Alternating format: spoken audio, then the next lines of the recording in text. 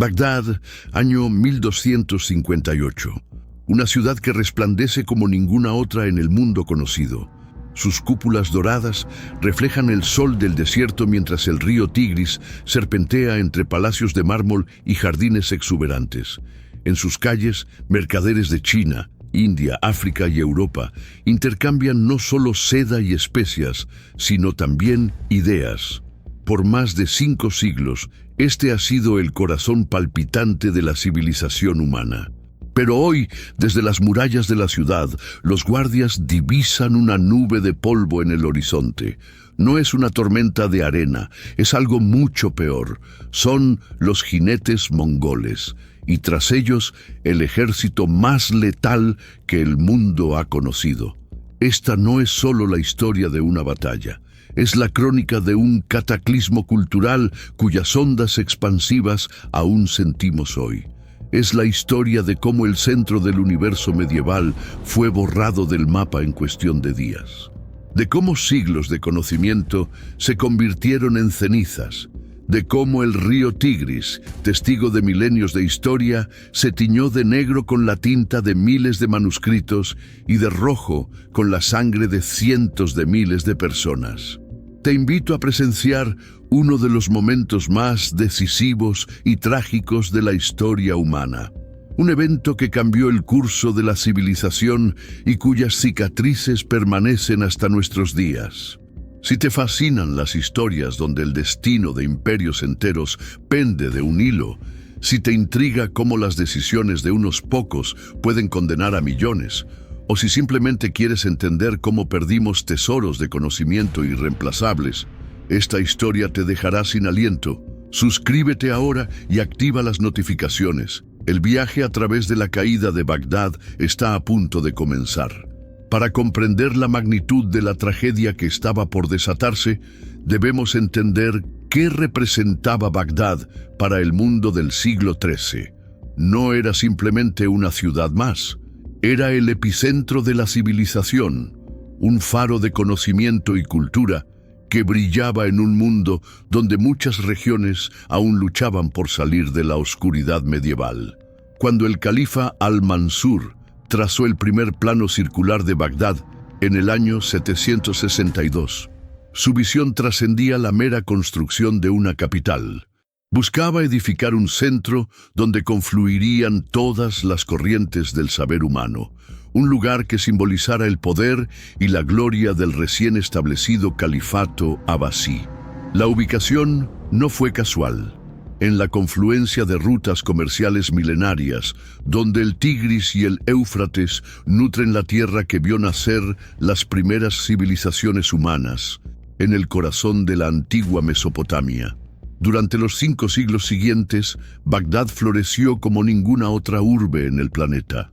Sus dimensiones eran asombrosas para la época, amurallada en un perímetro perfecto, con 4 puertas monumentales orientadas hacia los puntos cardinales, y en su centro, el Palacio Dorado, donde residía el califa. Las crónicas hablan de una ciudad donde el oro y la plata eran tan abundantes que incluso las puertas de los mercados estaban adornadas con ellos. Pero la verdadera riqueza de Bagdad no se medía en oro, sino en mentes brillantes. Bajo el gobierno de Harún al-Rashid, inmortalizado en Las Mil y Una Noches, la ciudad alcanzó su primer apogeo cultural. Durante su reinado se fundaron hospitales públicos, observatorios astronómicos y escuelas de medicina que aplicaban métodos científicos cuando en Europa aún se atribuían las enfermedades a demonios y miasmas. Fue su hijo, Al-Mamún, quien daría el paso decisivo al establecer la Casa de la Sabiduría, Bait al-Hikma, una institución sin precedentes en la historia humana.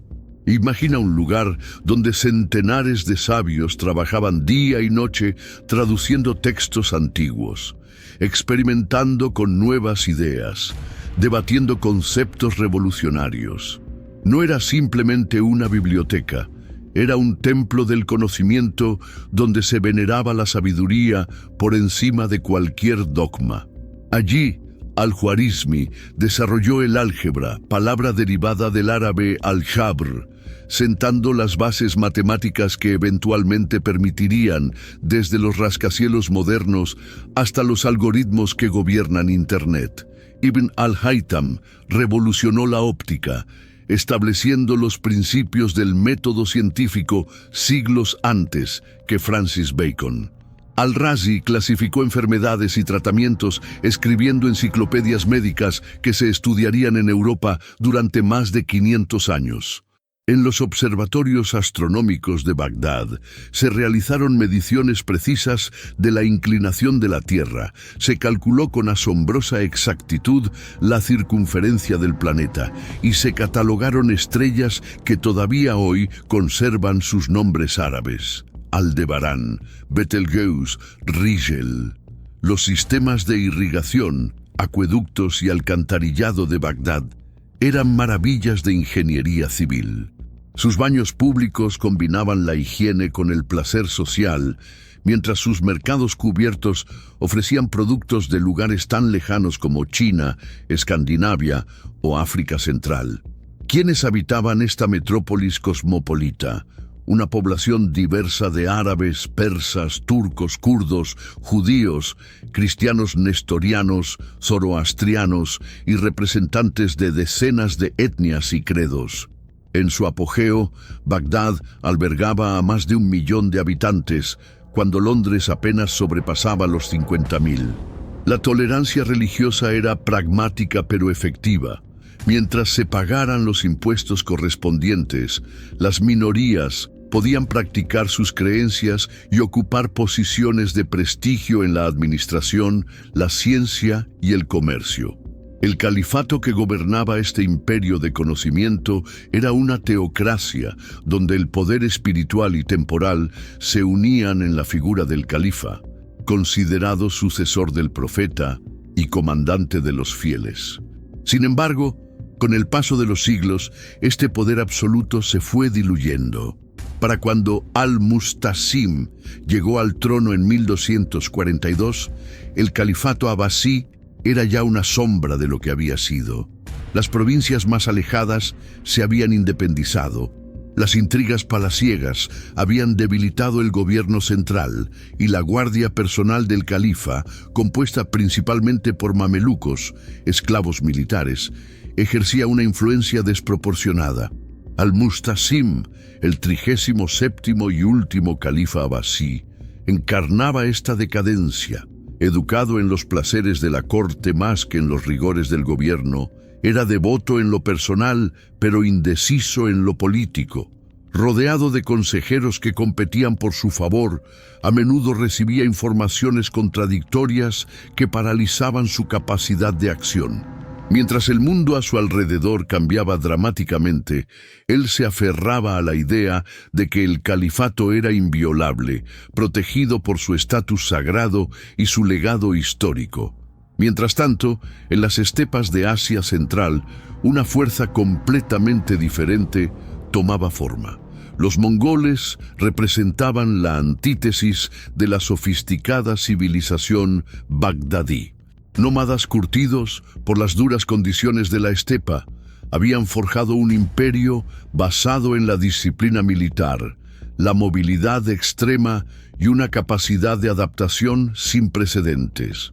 Genghis Khan había unificado las tribus mongolas en 1206, creando el ejército más eficiente que el mundo había conocido.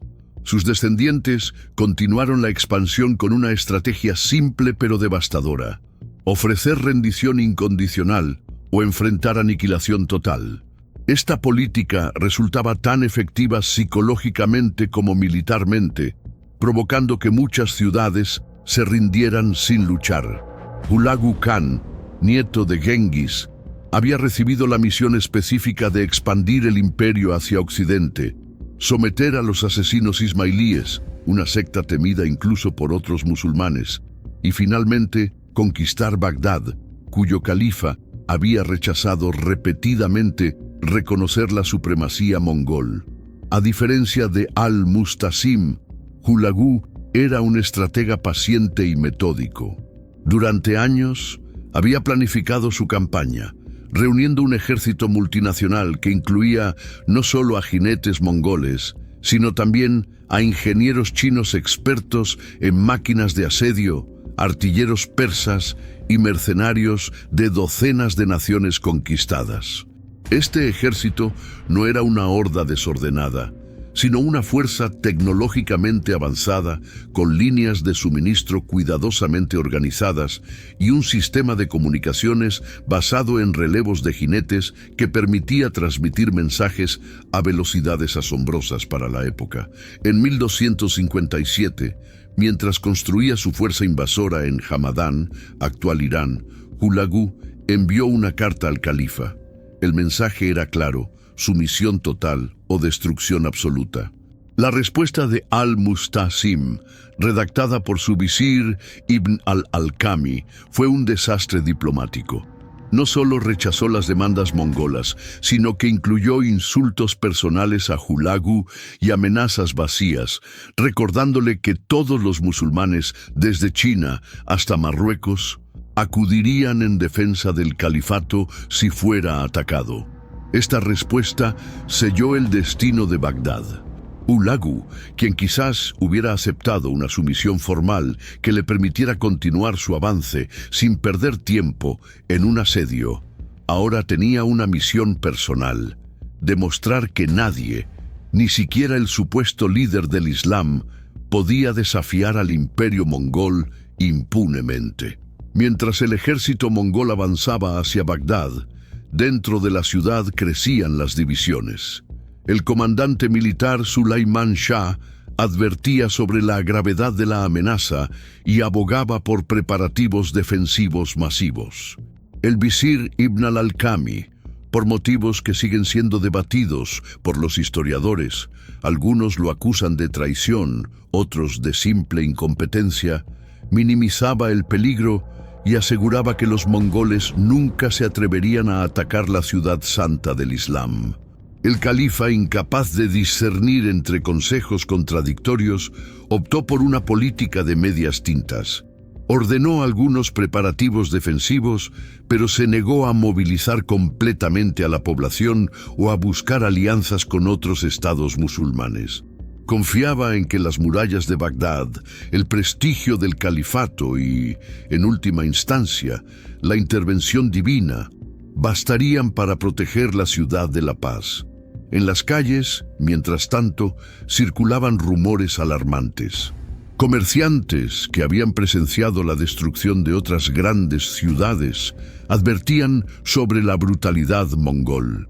Refugiados contaban historias de masacres indiscriminadas. Algunos ciudadanos previsores comenzaron a abandonar la ciudad, llevándose sus posesiones más valiosas hacia el sur, hacia Basora o Arabia.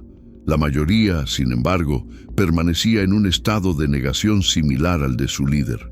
Bagdad había sobrevivido a invasiones, rebeliones y desastres naturales durante 5 siglos. ¿Por qué esta vez sería diferente? Esa pregunta recibiría una respuesta apocalíptica cuando, en enero de 1258, los exploradores avistaron la primera línea de jinetes mongoles en el horizonte. El momento de la verdad había llegado para la ciudad de la paz. El imperio mongol, que se cernía sobre Bagdad, representaba un fenómeno histórico sin precedentes. En apenas 50 años, lo que comenzó como una confederación de tribus nómadas en las estepas de Mongolia, se había convertido en el imperio contiguo más grande que el mundo jamás había visto, extendiéndose desde el Pacífico hasta Europa Oriental. La genialidad de Genghis Khan no residía solo en su capacidad militar, sino en su visión revolucionaria de la organización social y política. Abolió el sistema tribal tradicional, basado en lazos de sangre, y lo reemplazó con un sistema meritocrático donde la lealtad y la capacidad determinaban el rango. creó el primer servicio postal internacional, el YAM, que permitía la comunicación rápida a través de vastas distancias.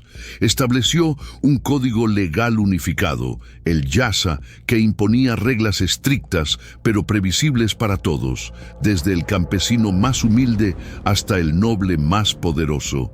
Esta revolución administrativa sustentaba la máquina militar más eficiente de su tiempo. El ejército mongol operaba con una disciplina casi industrial. Sus unidades de 10, 100, 1000 y 10.000 guerreros, el famoso Tumen, ejecutaban maniobras complejas con precisión matemática.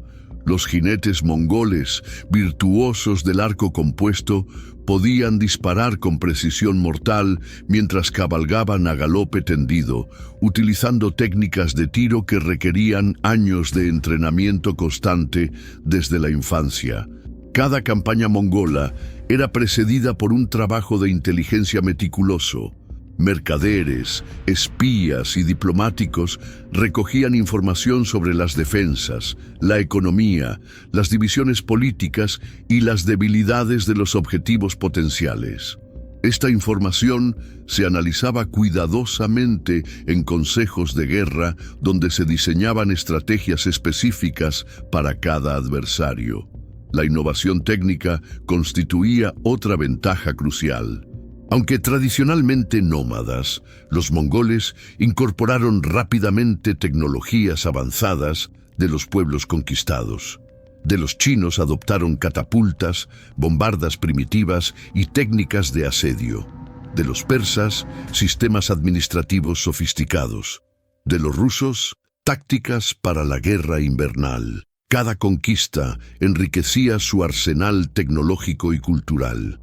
Para cuando Hulagu Khan dirigió su atención hacia el califato abasí, los mongoles ya habían conquistado China, la civilización tecnológicamente más avanzada de la época, derrotado a los temibles guerreros turcos Khwarezm, subyugado los principados rusos y llegado hasta Hungría y Polonia. Ninguna potencia militar había resistido exitosamente un asalto mongol a gran escala.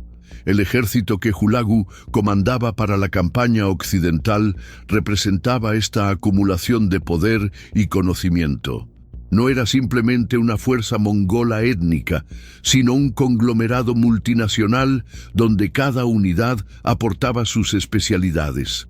Jinetes mongoles para maniobras rápidas y cercos, infantería pesada china para asaltos frontales, ingenieros persas para obras de asedio, artilleros uigures para manejar las catapultas y bombardas, y contingentes de pueblos recién conquistados que servían tanto como tropas auxiliares como rehenes que garantizaban la lealtad de sus naciones.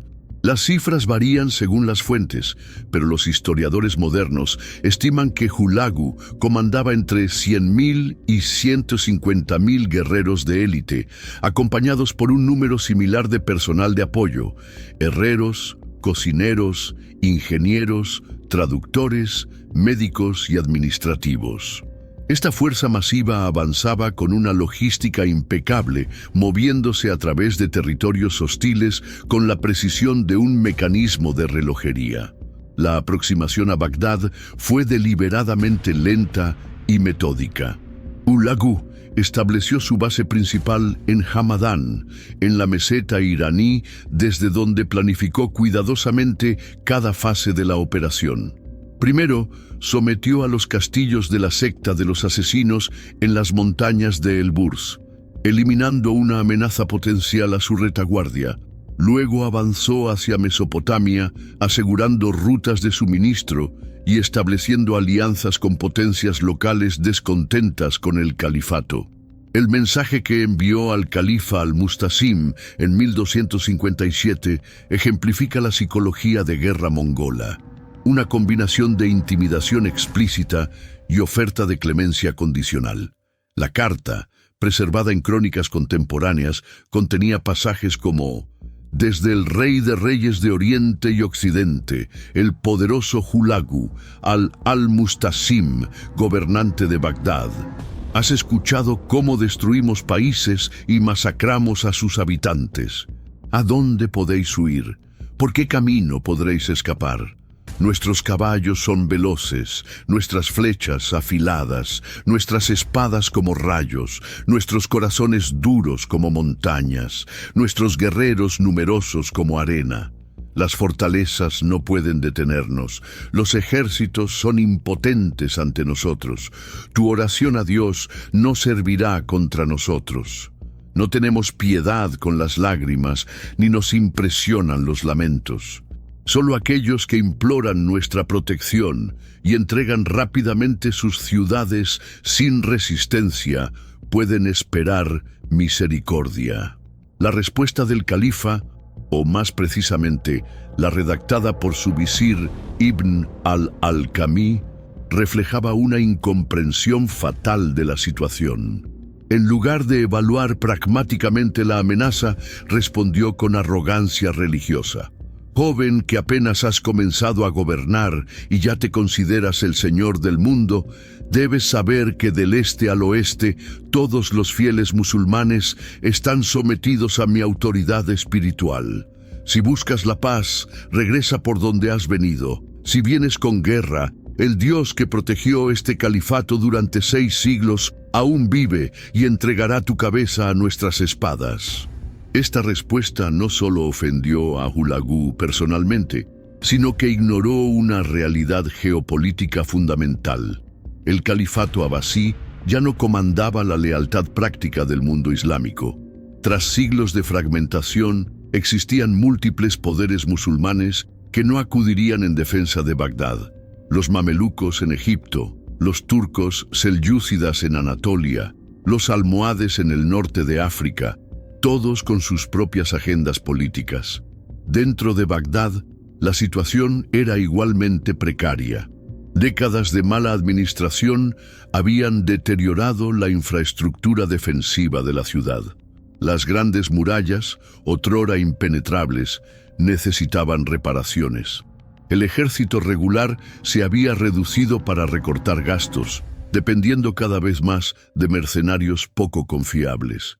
Las divisiones sectarias entre sunitas y chiitas habían creado tensiones internas que complicaban la organización de una defensa unificada.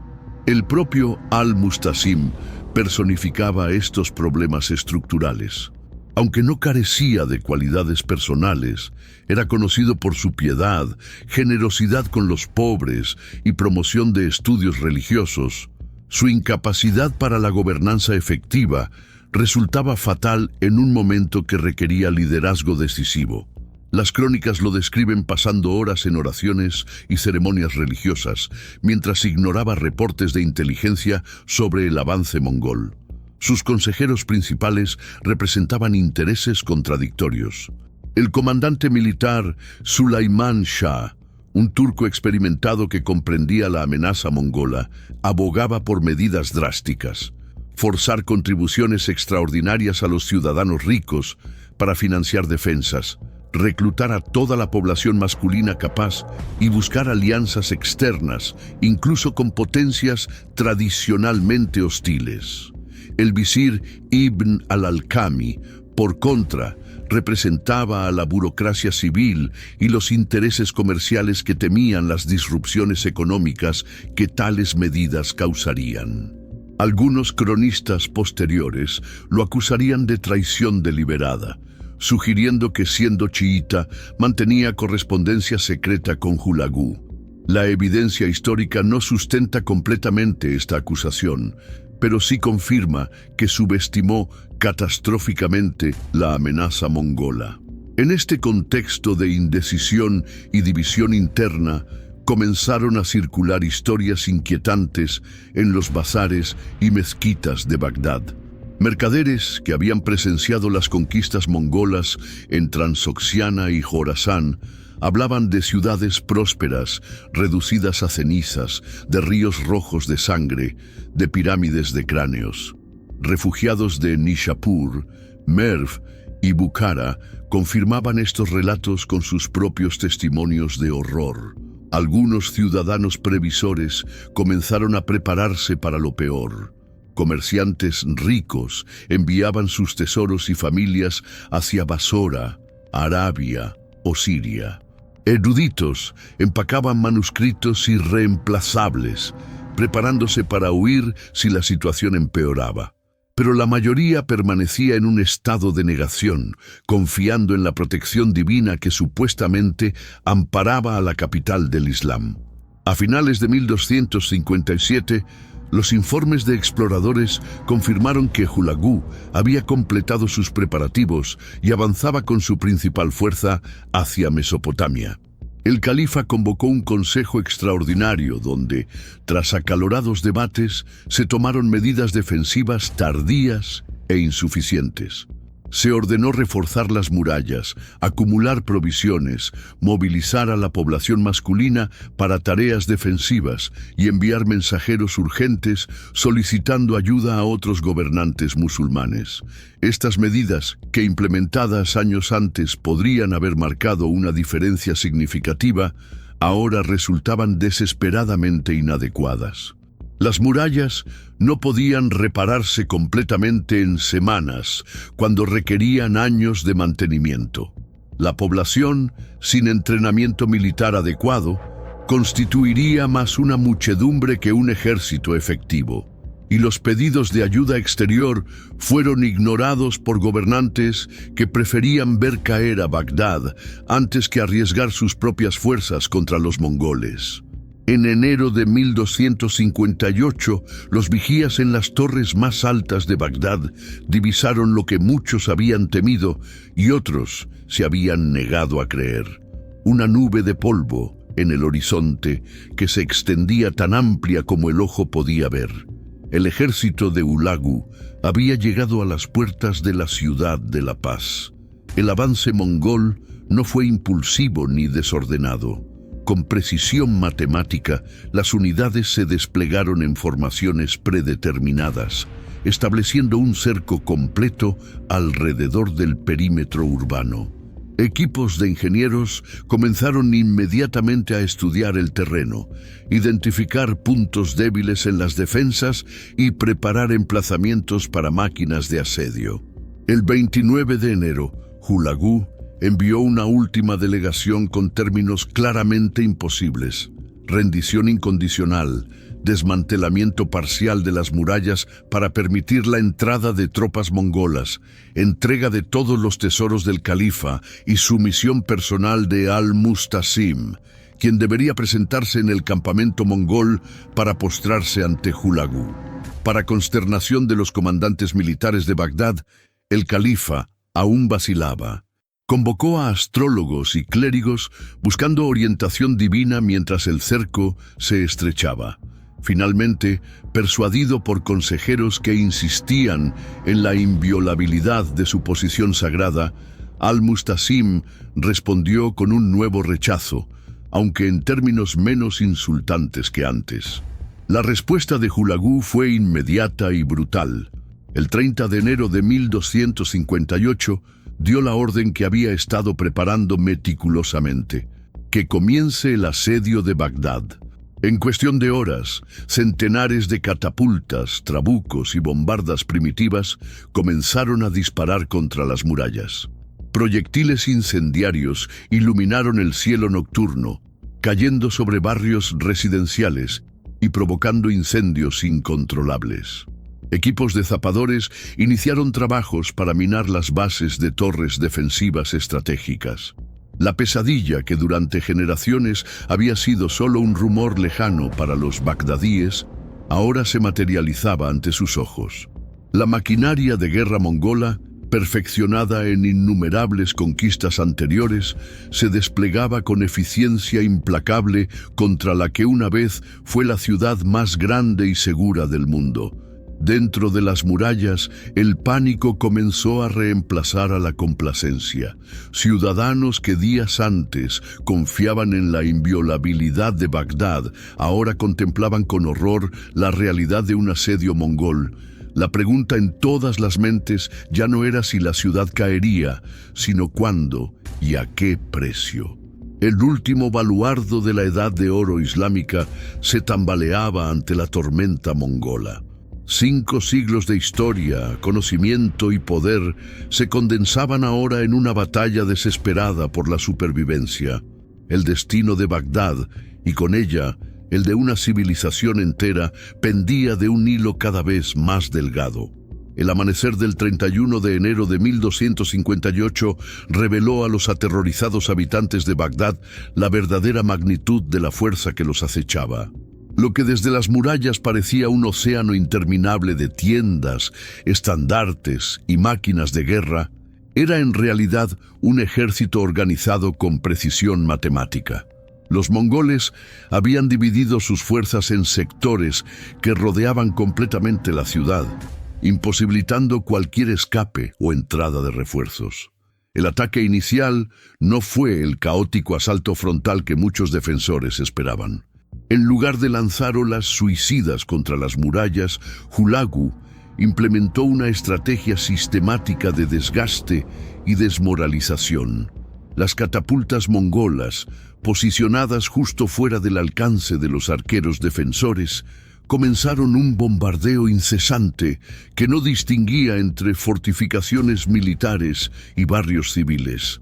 Lo que diferenciaba a estas armas de asedio de las convencionales era su munición. Además de las tradicionales piedras, lanzaban recipientes de cerámica llenos de una sustancia incendiaria similar al moderno napalm, una mezcla de petróleo, azufre y otros materiales inflamables que los ingenieros chinos habían perfeccionado. Estos proyectiles explotaban al impacto, esparciendo fuego líquido imposible de extinguir con agua convencional. Simultáneamente, equipos especializados de ingenieros comenzaron una operación técnicamente asombrosa para la época: la desviación parcial del río Tigris. Construyendo diques y canales provisionales, alteraron el curso del agua para inundar zonas estratégicas fuera de las murallas, creando pantanos artificiales que impedían salidas sorpresa de los defensores, mientras secaban parcialmente el foso defensivo en el sector occidental, facilitando el acceso a la base de las murallas para los zapadores. Dentro de la ciudad, la respuesta inicial fue un intento desesperado de organización defensiva. Sulaimán Shah, comandante militar principal, estableció un sistema de rotación que permitía a los defensores combatir el fuego, reparar daños estructurales y mantener posiciones en las murallas sin agotarse completamente. Las mezquitas se convirtieron en hospitales improvisados, mientras los palacios abrían sus despensas para alimentar a los combatientes. Sin embargo, pronto se hicieron evidentes las divisiones internas que paralizaban la defensa efectiva.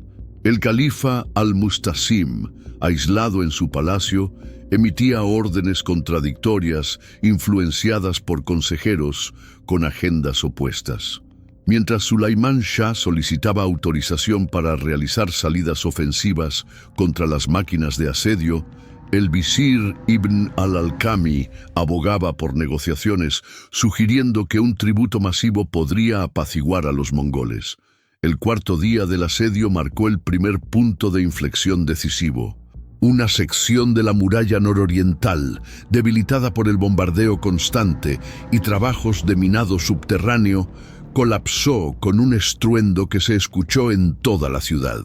Los mongoles, perfectamente coordinados, lanzaron inmediatamente un asalto controlado a través de la brecha. No era un ataque masivo, sino una operación quirúrgica para establecer una cabeza de puente dentro del perímetro defensivo. La respuesta de los defensores fue heroica, pero desorganizada. Unidades de la guardia personal del califa, junto con voluntarios civiles armados apresuradamente, contuvieron temporalmente la incursión mongol, pero a un costo devastador. Para el anochecer, habían recuperado el control de la brecha, pero centenares de cadáveres bagdadíes cubrían el terreno, incluyendo algunos de los mejores oficiales militares de la ciudad. Esa noche, en una reunión de emergencia del Consejo de Defensa, se manifestaron abiertamente las divisiones que hasta entonces habían permanecido soterradas. Sulaimán Shah, con el rostro marcado por el hollín y la sangre de la batalla diurna, exigió que el califa movilizara inmediatamente los tesoros del palacio para contratar mercenarios adicionales y recompensar a los defensores. Las joyas no detendrán las flechas mongolas, argumentó, pero los hombres motivados por oro sí lo harán. Ibn al-Alqami se opuso vehementemente, insistiendo que los tesoros serían más útiles como ofrenda de paz a Hulagu. Hemos visto hoy que no podemos detenerlos militarmente, razonó. Cada día que pasa disminuye nuestro poder de negociación. Debemos ofrecer términos ahora, antes de que sea demasiado tarde. El califa, incapaz de decidir entre estas estrategias opuestas, optó por una solución intermedia desastrosa. Autorizó negociaciones preliminares mientras ordenaba continuar la resistencia sin comprometer los recursos necesarios para ninguna de las dos opciones. Al amanecer del quinto día, una pequeña delegación, encabezada por un asistente del visir, partió hacia el campamento mongol con regalos simbólicos y una propuesta de negociación. La respuesta de Hulagu fue calculadamente ambigua. Recibió los regalos cortésmente, escuchó las propuestas y respondió que consideraría términos de paz si el propio califa se presentaba personalmente para discutirlos, sabiendo perfectamente que tal demanda era inaceptable para los bagdadíes.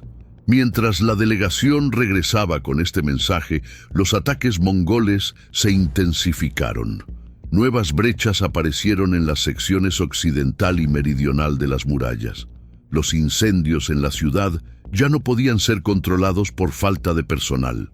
El suministro de agua se vio comprometido cuando los ingenieros mongoles lograron contaminar algunos de los canales principales que alimentaban a Bagdad. El sexto día trajo un nuevo horror. Los mongoles comenzaron a emplear armas químicas primitivas. Catapultas lanzaron contenedores que al romperse liberaban humos tóxicos, probablemente derivados del arsénico y azufre, que provocaban asfixia y ceguera temporal.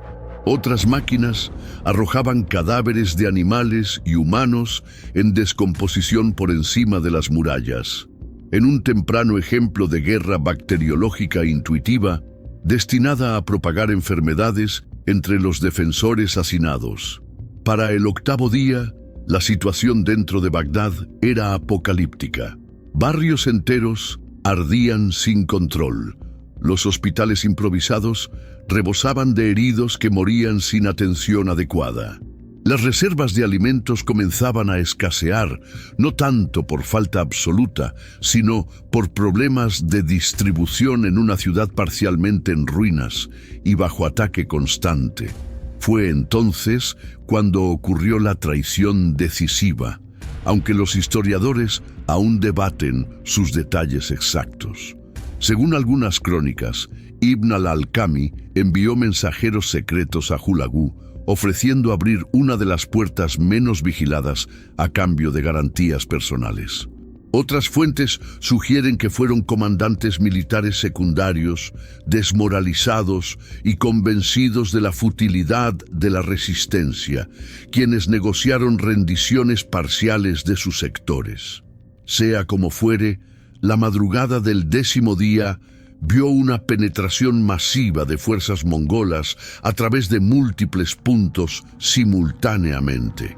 La coordinación perfecta del ataque sugiere un plan premeditado con colaboración interna. Mientras los defensores corrían desesperadamente a tapar una brecha, otra sección de la ciudad caía en manos enemigas. Al-Mustasim, finalmente confrontado con la realidad inminente de la derrota, convocó un consejo de emergencia. Las opiniones se polarizaron entre tres opciones: luchar hasta la muerte en una última resistencia suicida centrada en el palacio califal, intentar una fuga nocturna a través del Tigris, o negociar una rendición formal esperando que el estatus religioso del califa garantizara cierta clemencia.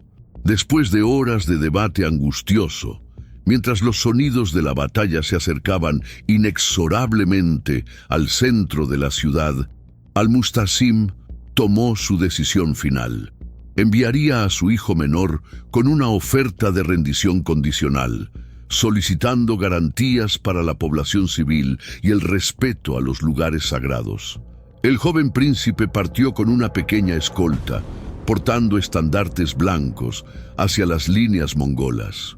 Fue recibido con cortesía formal y escoltado inmediatamente ante Hulagu, quien escuchó la propuesta con expresión impasible. Su respuesta fue pragmáticamente brutal. Aceptaría la rendición personal del califa y sus principales dignatarios, pero no haría promesas sobre el destino de la ciudad hasta que Al-Mustasim se presentara personalmente en su campamento. El 10 de febrero de 1258, bajo un cielo inusualmente oscurecido por el humo de los incendios que consumían la ciudad, Al-Mustasim ibn al-Mansur, 37º y último califa abasí, salió por la puerta oriental de Bagdad. Vestía sus ropajes ceremoniales completos, montaba un caballo blanco y lo acompañaban sus 3 hijos, el visir, varios generales y un centenar de dignatarios. Miles de ciudadanos lloraban en las calles mientras pasaba, presintiendo el fin no solo de un gobernante, sino de una era histórica completa.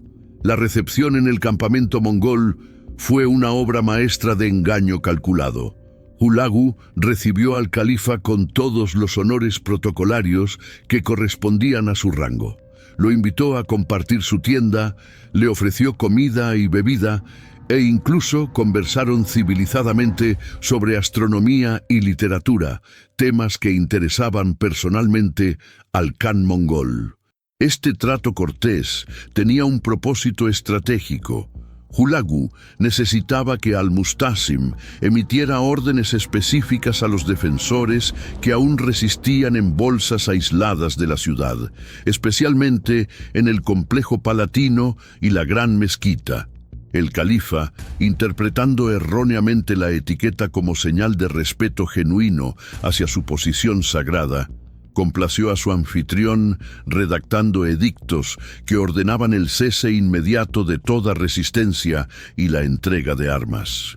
Mensajeros mongoles, acompañados por oficiales califales, llevaron estas órdenes a cada rincón de Bagdad.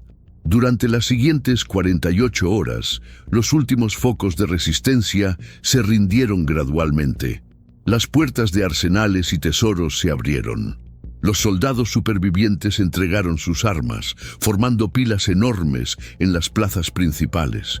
La población, aunque aterrorizada, comenzó a albergar tímidas esperanzas de que la rendición negociada limitaría el saqueo y permitiría una transición hacia un nuevo orden bajo soberanía mongola.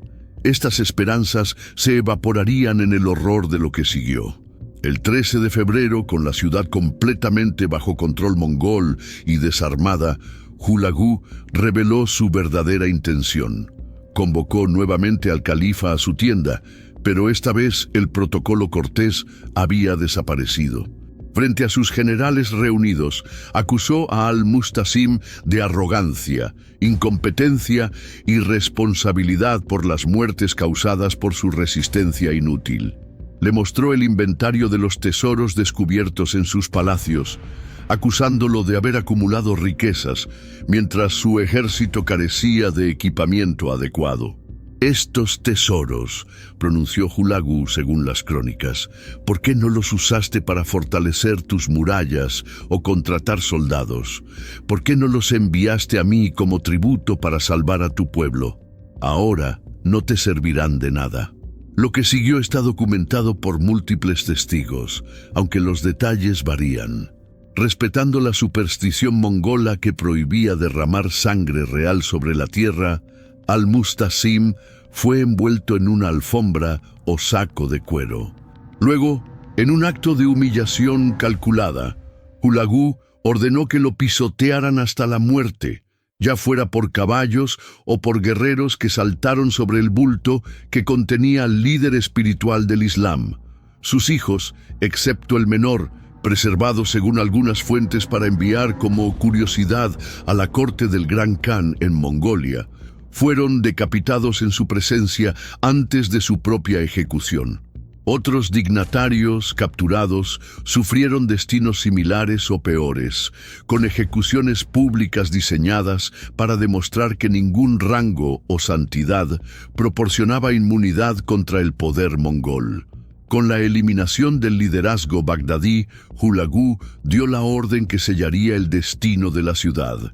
Ahora que no quede piedra sobre piedra ni cabeza sobre hombros. Lo que siguió fue un saqueo sistemático y una destrucción deliberada que trascendería incluso los estándares brutales de la época. Durante 7 días completos, Bagdad fue sometida a una aniquilación metódica que no distinguía entre tesoros artísticos, conocimiento acumulado o vidas humanas. Cada aspecto de la civilización que la ciudad representaba se convirtió en objetivo de destrucción calculada. Así culminaba el asedio y caída de la que una vez fue la ciudad más grande, rica y cultivada del mundo medieval. Los gritos de los moribundos se mezclaban con el crepitar de pergaminos irreemplazables ardiendo en las bibliotecas.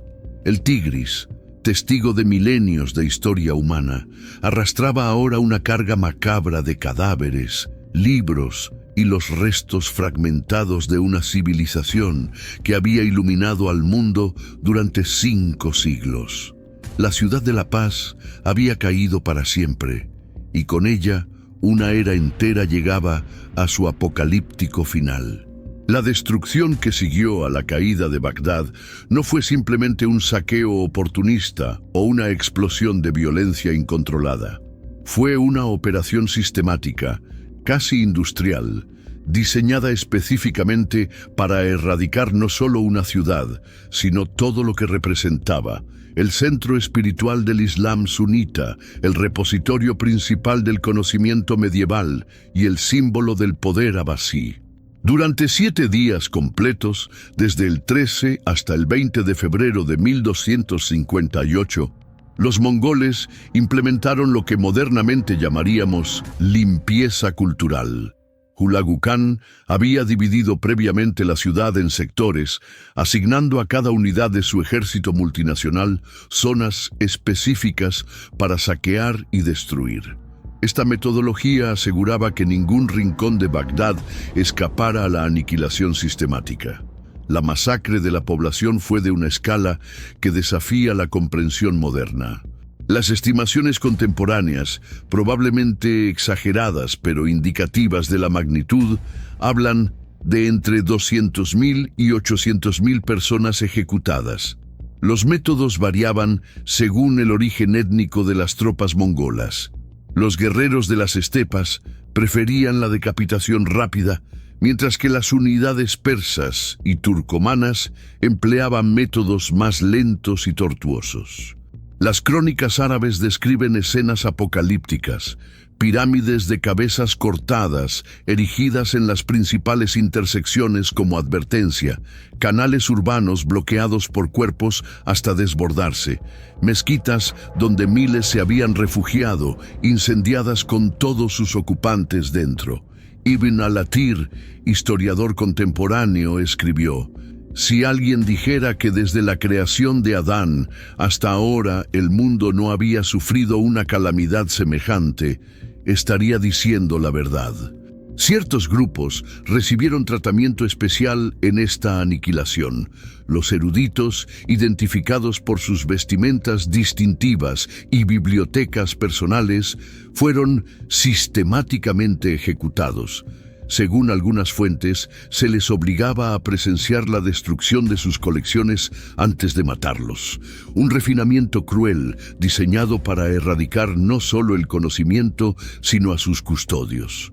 Solo 3 categorías de personas recibieron clemencia selectiva: artesanos calificados, cuyas habilidades resultaban valiosas para el imperio mongol, posteriormente deportados a Asia Central; cristianos nestorianos, protegidos por la influencia de la esposa cristiana de Hulagu; y ciertos mercaderes extranjeros cuyos contactos comerciales podrían resultar útiles para la administración futura. Pero la destrucción material y cultural excedió incluso el horror de la masacre humana.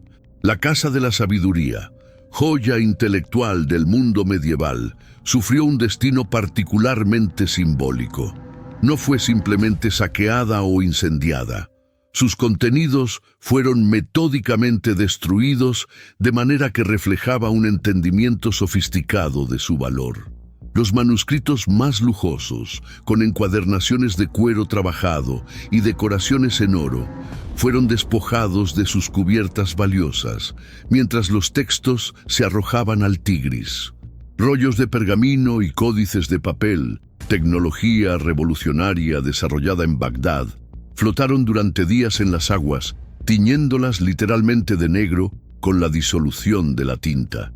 Nasir al-Din al-Tusi, astrónomo persa que acompañaba a Hulagu como asesor científico, logró salvar selectivamente algunos tratados astronómicos y matemáticos, pero representaban una fracción infinitesimal del conocimiento perdido. Trabajos originales de Aristóteles, Platón, Euclides y Arquímedes, que solo existían en traducciones árabes, manuscritos persas del período sasánida, textos médicos hindúes, tratados chinos sobre alquimia y medicina, todos desaparecieron en lo que algunos historiadores han llamado el mayor desastre biblioclástico desde la destrucción de la Biblioteca de Alejandría. Los edificios emblemáticos de Bagdad sufrieron una destrucción igualmente deliberada. El Palacio Dorado, centro administrativo del califato, no simplemente fue saqueado, sino metódicamente desmantelado. Sus famosas cúpulas recubiertas con láminas de oro fueron arrancadas, sus columnas de mármol derribadas sistemáticamente, sus mosaicos minuciosamente destrozados. Las grandes mezquitas, con sus alminares que definían el horizonte urbano, fueron profanadas específicamente de maneras diseñadas para insultar las sensibilidades religiosas islámicas. El sistema de irrigación subterráneo, una maravilla de ingeniería civil que había sustentado a la ciudad durante siglos, fue saboteado con particular atención técnica. Canales fueron bloqueados, acueductos destruidos y pozos contaminados deliberadamente con cadáveres, asegurando que incluso si la población eventualmente regresaba, la infraestructura básica para mantener una gran ciudad habría desaparecido. Esta destrucción técnica se extendió también a los talleres artesanales que habían hecho de Bagdad un centro de producción especializada. Los telares que producían las famosas sedas bagdadíes fueron desmontados. Los hornos cerámicos donde se perfeccionaba el lustre metálico, demolidos. Las forjas donde se manufacturaba el legendario acero de Damasco, desmanteladas y sus secretos técnicos perdidos cuando los maestros fueron ejecutados o deportados. El destino del califa al-Mustasim, más allá de su ejecución inicial, adquirió dimensiones adicionales de humillación póstuma. Su cuerpo, tras ser extraído del saco o alfombra donde había sido pisoteado hasta morir, fue decapitado. Su cabeza, preservada mediante técnicas taxidérmicas mongolas, fue enviada en gira por territorios recientemente conquistados como demostración del destino reservado a quienes resistieran. Otras fuentes afirman que su cráneo, enchapado en plata, se convirtió en copa de banquete para Hulagu. Los hijos y parientes masculinos del califa que sobrevivieron inicialmente fueron ejecutados sistemáticamente en los días siguientes, con la posible excepción de un hijo menor enviado a Mongolia. Las mujeres del harén califal sufrieron destinos variados. Las más atractivas fueron seleccionadas para los harenes mongoles, mientras las restantes se distribuyeron entre la tropa como botín o fueron vendidas en mercados de esclavos improvisados. Más allá del horror inmediato, las consecuencias a largo plazo de esta catástrofe resultaron incalculables para la civilización islámica y, por extensión, para el desarrollo humano global. Políticamente, la caída de Bagdad marcó el fin definitivo del califato abasí, que había proporcionado al menos una unidad simbólica al mundo islámico durante medio milenio. Aunque un pariente lejano establecería un califato sombra bajo protección mameluca en el Cairo, años después nunca recuperaría la autoridad real o simbólica de sus predecesores bagdadíes. El centro de gravedad del mundo islámico se desplazó permanentemente. El Cairo mameluco, Damasco bajo los ayubíes y eventualmente Estambul otomana emergieron como nuevos polos de poder. Pero ninguno lograría unificar el mundo musulmán como Bagdad lo había hecho durante su apogeo. La fragmentación política que ya existía se aceleró, sentando las bases para siglos de divisiones que persisten hasta nuestros días. Intelectualmente, las pérdidas resultaron aún más devastadoras. El sistema educativo centrado en Bagdad, con sus madrasas, bibliotecas públicas y círculos de estudio, había generado una cultura de investigación científica y filosófica sin paralelo. Su destrucción provocó una ruptura en la transmisión del conocimiento que nunca se repararía completamente. Obras fundamentales de medicina, astronomía, matemáticas, óptica y farmacología se perdieron irreversiblemente. Europa tardaría siglos en redescubrir independientemente conceptos que ya eran conocidos en Bagdad: la teoría heliocéntrica, los principios básicos de la oftalmología, técnicas quirúrgicas avanzadas y conceptos matemáticos como los algoritmos y el álgebra tendrían que ser parcialmente reinventados. El impacto psicológico en la mentalidad islámica resulta quizás más difícil de cuantificar, pero igualmente profundo. El período siguiente a la caída de Bagdad vio un gradual pero perceptible giro hacia el conservadurismo intelectual. La apertura a ideas extranjeras y la experimentación científica libre que caracterizaron la Edad de Oro fueron reemplazadas progresivamente por un enfoque más defensivo y tradicionalista. Pensadores como Al-Ghazali, que ya habían cuestionado el valor de la filosofía griega frente a la revelación coránica, ganaron influencia póstuma. La ijtihad, interpretación creativa de textos religiosos, se dio paso al taqlid, imitación de autoridades establecidas.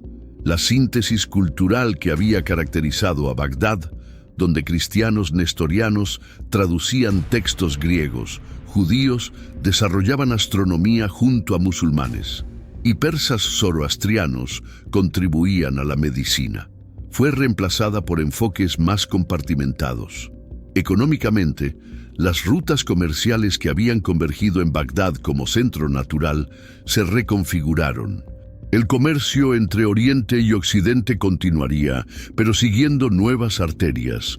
Ciudades como Tabriz, Samarcanda y eventualmente Estambul asumirían funciones que antes correspondían a Bagdad. La innovación tecnológica que había florecido en la ciudad, en campos como la producción textil, la metalurgia, la cerámica vidriada y la fabricación de papel, se fragmentó entre diversos centros regionales, perdiendo la fuerza sinérgica que surge de la concentración urbana. Para cuando Hulagu Khan abandonó las ruinas humeantes de Bagdad a finales de febrero de 1258, había logrado más que conquistar una ciudad.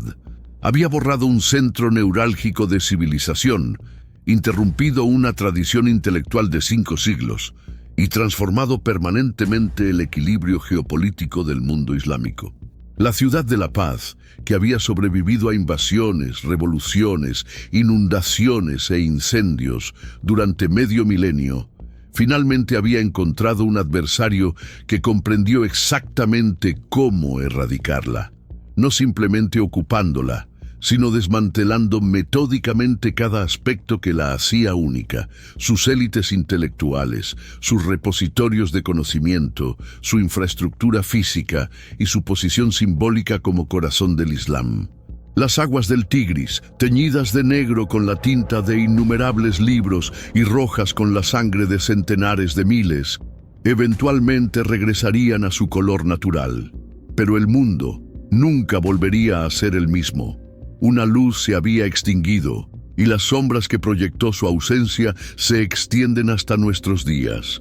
Han pasado casi 8 siglos desde que el Tigris corrió negro con tinta y rojo con sangre. 8 siglos desde que el último califa abasí exhaló su último aliento bajo el peso de pisadas mongolas. 8 siglos desde que la ciudad de La Paz se transformó en un cementerio de conocimiento y humanidad. ¿Qué queda hoy de aquella catástrofe? ¿Qué ecos de ese cataclismo reverberan todavía en nuestro mundo? Bagdad eventualmente resurgió de sus cenizas. Nuevos habitantes ocuparon lentamente el espacio donde la gran metrópoli había existido. Nuevos edificios se construyeron sobre los cimientos de los antiguos palacios, pero nunca recuperó su posición central en la civilización islámica ni en la historia mundial. Como un paciente que sobrevive a un derrame cerebral masivo, el mundo islámico continuó funcionando, pero con capacidades disminuidas y una reorganización fundamental de sus centros de control. La pérdida más irreparable fue, sin duda, el conocimiento acumulado durante siglos. La Casa de la Sabiduría no era simplemente una biblioteca, representaba un enfoque particular hacia el saber humano. En sus salas, el conocimiento no se compartimentaba en disciplinas aisladas o se restringía por dogmas religiosos. Era un ecosistema intelectual donde la astronomía informaba a la poesía, donde la medicina dialogaba con la filosofía, donde las matemáticas y la música se entendían como manifestaciones diferentes del mismo orden universal. Esta visión holística del conocimiento, quizás el legado más precioso de la Bagdad medieval, nunca se recuperó completamente. El mundo islámico posterior desarrollaría grandes bibliotecas en El Cairo, Fez o Estambul, pero ninguna alcanzaría la amplitud interdisciplinaria y la libertad intelectual que caracterizaron a la Casa de la Sabiduría en su apogeo. Los manuscritos perdidos representan una tragedia cultural comparable a la destrucción de la Biblioteca de Alejandría. Obras de Aristóteles que nunca llegaron a Occidente, textos médicos de Galeno que podrían haber acelerado el desarrollo de la medicina moderna, tratados matemáticos que anticiparon conceptos que Europa redescubriría siglos después. Las crónicas mencionan textos como el Gran Compendio de Euclides, que contenía teoremas geométricos desconocidos en las versiones que sobrevivieron, o el Libro de las Máquinas Ingeniosas de los hermanos Banu Musa, que detallaba dispositivos hidráulicos y mecánicos asombrosamente avanzados.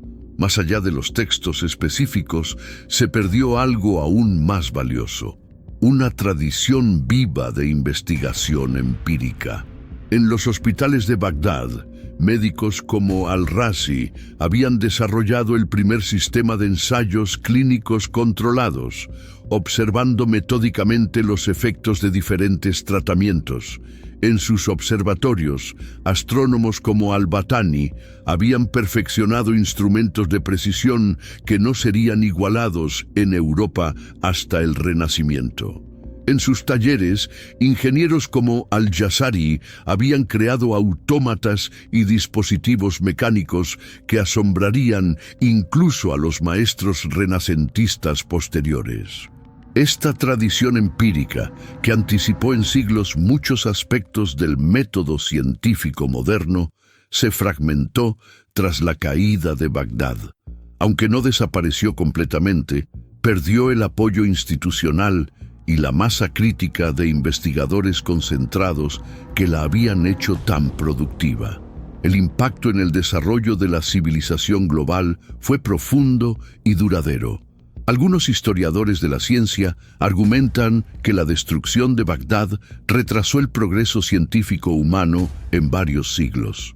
Conceptos como la circulación pulmonar, descubierta por Ibn al-Nafis en el siglo XIII, pero redescubierta en Europa en el 16, las ecuaciones algebraicas de grado superior, estudiadas por Omar Khayyam 3 siglos antes que en Occidente, o los fundamentos de la óptica geométrica, desarrollados por Ibn al-Haytham, tendrían que ser reinventados laboriosamente.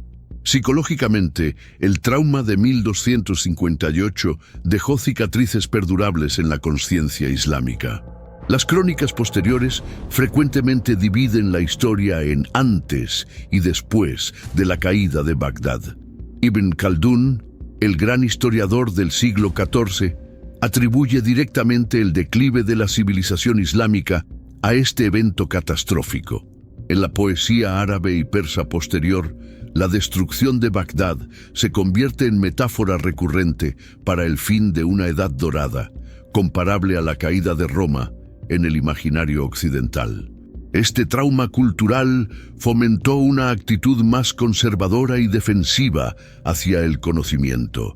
Si antes los eruditos islámicos habían buscado activamente textos de otras culturas para traducirlos y expandirlos, ahora la prioridad se desplazó hacia preservar lo que quedaba.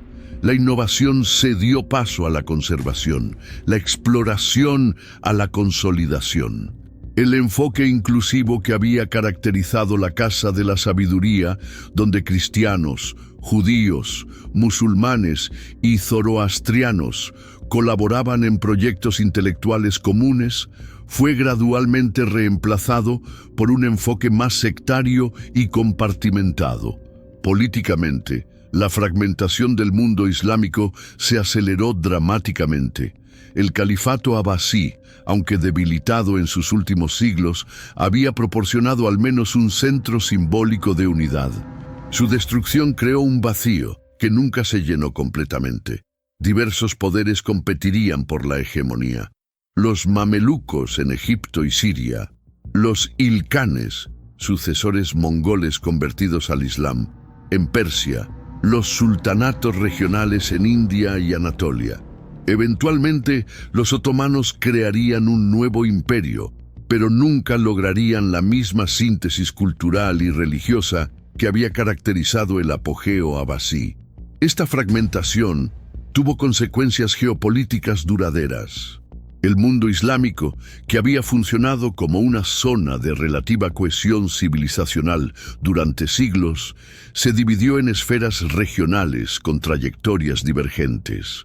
El Islam árabe, persa, turco e indio desarrollarían características distintivas y a menudo competitivas. Las divisiones sectarias entre sunitas y chiitas que los abasíes habían gestionado con relativa moderación se profundizaron y politizaron.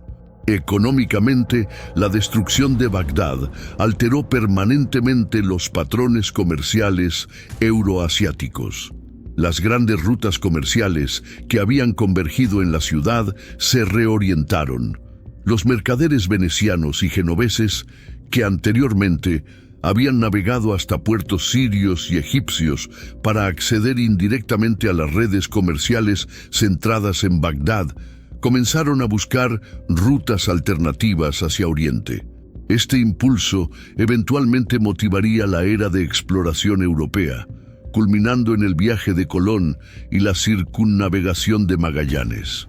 La tecnología industrial desarrollada en Bagdad, desde la fabricación de papel hasta la metalurgia avanzada, sobrevivió fragmentariamente. Maestros artesanos que escaparon llevaron sus conocimientos a nuevos centros.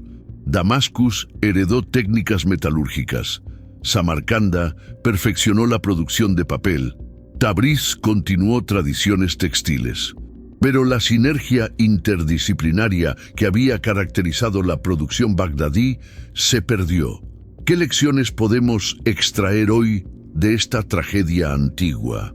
Quizás la más evidente es la fragilidad de lo que llamamos civilización.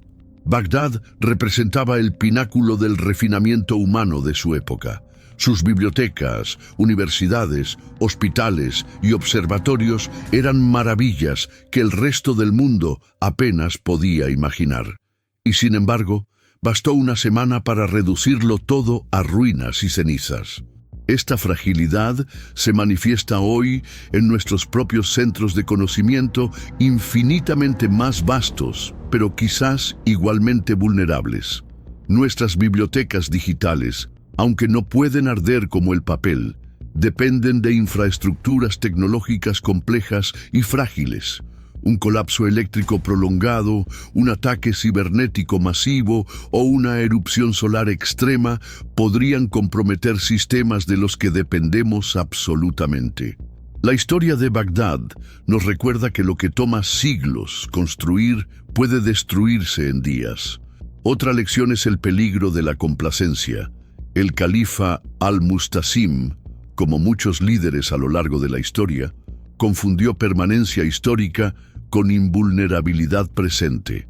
La ciudad de la paz había sobrevivido durante medio milenio. ¿Por qué no sobreviviría otro medio? Este espejismo de eternidad, esta incapacidad para reconocer amenazas transformadoras, ha acompañado la caída de innumerables civilizaciones, desde Roma hasta imperios modernos. También vemos reflejada la ilusión del aislamiento cultural. Bagdad cayó en parte porque el califa asumió que otros estados islámicos acudirían en su defensa, ignorando las profundas divisiones políticas y sectarias que ya existían. En nuestro mundo interconectado, ninguna crisis permanece verdaderamente localizada, ninguna catástrofe afecta solo a una nación o cultura. El colapso de un nodo crítico en la red global, sea financiero, político o ambiental, inevitablemente reverbera a través del sistema completo. Quizás la lección más esperanzadora emerge de lo que sobrevivió a la catástrofe. Aunque Bagdad como centro intelectual fue destruida, fragmentos de su conocimiento perduraron. Manuscritos salvados por eruditos que huyeron antes del asedio, copias existentes en bibliotecas distantes, traducciones preservadas en Toledo o Córdoba, tradiciones orales transmitidas de maestro a discípulo. Como un ADN cultural, estos fragmentos permitieron que aspectos de la civilización bagdadí continuaran influyendo en la historia humana. Esta resiliencia del conocimiento nos recuerda que, aunque los imperios caen y las ciudades se convierten en ruinas, las ideas persisten. El álgebra que desarrolló al-Juarizmi continúa siendo fundamental para las matemáticas modernas. Los principios médicos que estableció Ibn Sina siguen informando aspectos de la práctica clínica contemporánea.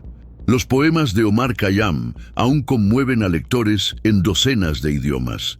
En este sentido, Bagdad nunca fue completamente destruida. Fragmentos de su esencia intelectual siguen vivos en nuestra civilización actual. Para el mundo islámico contemporáneo, la caída de Bagdad permanece como un punto de inflexión simbólico. Historiadores, filósofos y teólogos islámicos continúan debatiendo sus implicaciones. Algunos ven en ella el momento en que el mundo musulmán perdió su ventaja civilizacional frente a Occidente, iniciando un largo declive. Otros la interpretan como una prueba divina que eventualmente fortaleció al Islam al extenderlo a nuevos territorios. Los mongoles invasores acabarían convirtiéndose al Islam. Este debate refleja preguntas fundamentales que trascienden culturas específicas. ¿Cómo equilibrar tradición e innovación? ¿Cómo preservar identidad cultural mientras se participa en intercambios globales?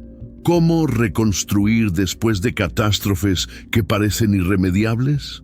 Las respuestas que encontremos a estas preguntas determinarán cómo nuestras propias civilizaciones enfrentarán sus inevitables crisis futuras. El Bagdad moderno, aunque comparte ubicación geográfica con su predecesor medieval, es una ciudad diferente en casi todos los aspectos. Ha sobrevivido a nuevas invasiones, revoluciones, guerras y ocupaciones. Sus habitantes caminan diariamente sobre capas superpuestas de historia, muchas veces sin conciencia de los tesoros que podrían yacer bajo sus pies. Ocasionalmente, excavaciones arqueológicas recuperan fragmentos de la antigua gloria. Un manuscrito preservado milagrosamente en una cámara sellada. Cimientos de edificios que una vez albergaron a los grandes pensadores de la época. Monedas y artefactos que nos ofrecen vislumbres fragmentarios del pasado. Pero la verdadera Bagdad de Al-Rashid y Al-Ma'mún, la ciudad de la paz en su apogeo, vive principalmente en crónicas y en la imaginación histórica. Los efectos de su caída, sin embargo, continúan reverberando sutilmente en nuestro mundo. Cuando usamos algoritmos para buscar información en Internet, estamos empleando un concepto matemático cuyo nombre deriva directamente de Al-Khwarizmi. Cuando un médico examina la anatomía del ojo humano, está observando estructuras que Ibn al-Haytham describió con precisión asombrosa. Cuando contemplamos las estrellas en el firmamento nocturno, muchas llevan nombres árabes asignados en los observatorios bagdadíes. Este legado superviviente nos plantea una pregunta inquietante. ¿Qué habría sido de la civilización humana si Bagdad hubiera continuado su trayectoria de desarrollo científico y cultural ininterrumpidamente? Habríamos evitado siglos de oscurantismo. ¿Se habrían producido antes innovaciones tecnológicas fundamentales? ¿Tendríamos hoy una civilización global más integrada y menos polarizada? Son preguntas contrafácticas imposibles de responder definitivamente, pero que ilustran la magnitud de la pérdida. Lo que sí sabemos con certeza es que la caída de Bagdad creó una discontinuidad en la transmisión del conocimiento que la humanidad tardó siglos en superar. Esta discontinuidad presenta paralelismos inquietantes con desafíos contemporáneos. Hoy, mientras digitalizamos aceleradamente nuestro patrimonio cultural e intelectual, creamos tanto oportunidades de preservación sin precedentes como vulnerabilidades inéditas. Un colapso informático masivo o un conflicto que destruyera infraestructuras digitales críticas podría crear una Bagdad digital. Una pérdida catastrófica de conocimiento acumulado que obligaría a futuras generaciones a reinventar dolorosamente lo perdido. La historia del conocimiento humano no es lineal ni garantizada. Avanza, retrocede, se fragmenta y reconstruye. La caída de Bagdad representa uno de esos momentos pivotales donde una trayectoria civilizacional se interrumpe abruptamente, creando un vacío que otras tradiciones eventualmente llenarán, aunque siempre con pérdidas irrecuperables. Para los historiadores islámicos medievales, la destrucción de Bagdad representó un trauma comparable al saqueo de Roma por los visigodos en la tradición occidental. Un evento que marcaba el fin de una era dorada y el comienzo de tiempos más oscuros. Ibn Kathir, escribiendo un siglo después, lamentaba: nunca experimentó el Islam una calamidad similar desde su advenimiento, ni experimentará algo comparable hasta el final de los tiempos, excepto por la llegada del anticristo o Gog y Magog. Pero incluso en esta narrativa apocalíptica encontramos una lección de resiliencia. El Islam como fe y como civilización sobrevivió a la caída de su centro neurálgico.